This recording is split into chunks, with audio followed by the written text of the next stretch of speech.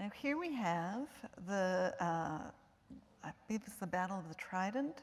It's Robert Baratheon, who is the king who at the beginning of Game of Thrones, and he's fighting Prince Reghar Targaryen, who is Daenerys' brother, and he's also the heir to the throne of the Mad King Aerys, who was shortly after this killed by Jaime Lannister.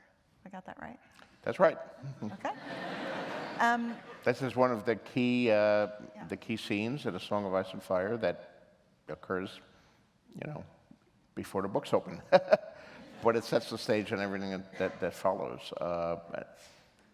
Let's see, this is Justin Sweet, right? The painting? Yes. Yes, Justin. Incredible artist, Justin Sweet. He's done some magnificent work for us. We've had several great artists do the Battle of the Trident scene. What I like about Justin's version particularly is that he actually included the horses, because the two of them did fight on horseback, but most of the other artists who have illustrated the scene for one reason or another have omitted the horses and have just shown the two men on foot. In that sense, they're quite a lot like the TV show, which omits the horses at many opportunities. So where the TV show is short on horses.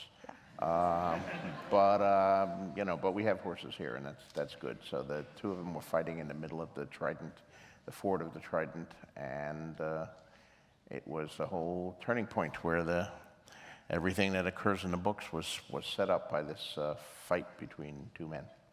It's great to see them at this point looking, in the prime of their lives and so heroic, because by the time we jump into the narrative of Game of Thrones, Robert is kind of over the hill. This makes you see why he was, why people thought so highly of him to begin with. Yeah, Robert was like me when I began this.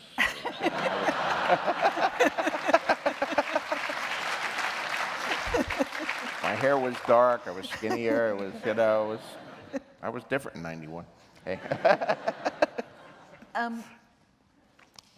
It's also,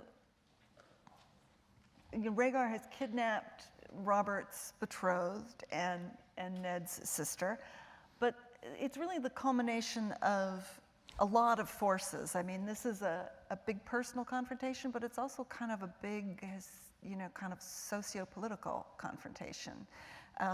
The Targaryens, King Aerys was crazy, and their sort of line seemed to be kind of decaying. Well, one of the factors here is, of course, that 300 years ago in Aegon's conquest, the Targaryens conquered the Seven Kingdoms with dragons. But then, during the later civil war called the Dance with the Dragons, the majority of those dragons were killed. And the few that survived that war died a relatively short time later, or else left the known lands of Westeros. So by that point, the Targaryens were firmly established as the kings and had, the power of tradition and legitimacy behind them. Generations had come up of age with the idea of the Targaryens were the king, and that the rules didn't apply to them. I mean, that was also part of it. Targaryens were interlopers from another culture, and they had some unique factors that didn't necessarily fit into the mainstream of the other Westerosi lords, such as their traditional incest, which was part of keeping the bloodlines pure so that they could better control the dragons, brother marrying sister, and